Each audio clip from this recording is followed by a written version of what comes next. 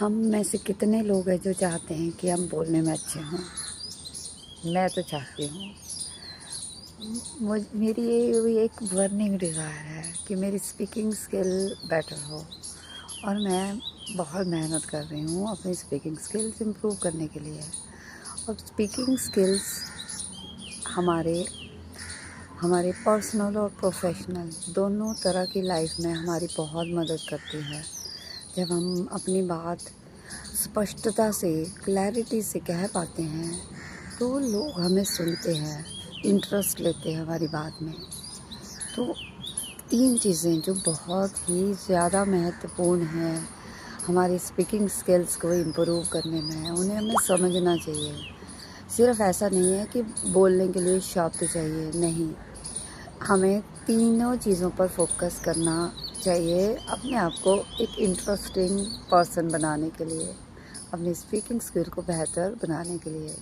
तो Albert meridian, जिन्होंने इस फार्मूला को सबके सामने रखा, वो है कि जो कंटेंट है, जो हमारे शब्द हैं, जो भी हमारे जो जैसे मान लो स्पीच भी है तो उसका जो मटेरियल है वो सिर्फ 7% है। पर इसका मतलब ये नहीं है कि कंटेंट ज़रूरी नहीं है, बहुत ज़रूरी है।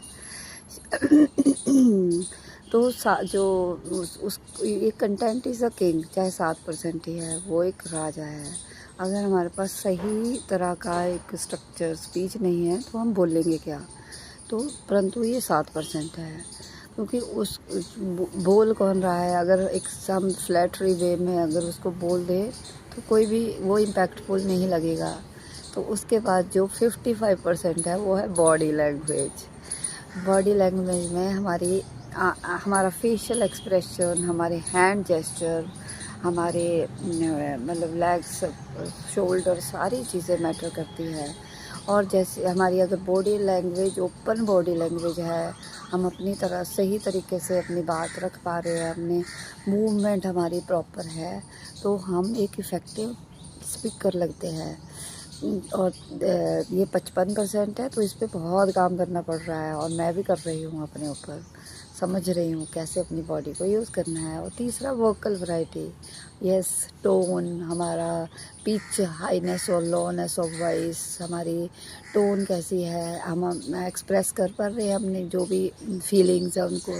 गुस्सा है तो गुस्सा हम दिखा रहे हैं, और प्यार की भावना अगर प्यार है तो उस तरह से। और वॉल्यूम हाई है, लो है, तो ये सारी चीज़ें पॉजेस सही तरीके से ले रहे हैं।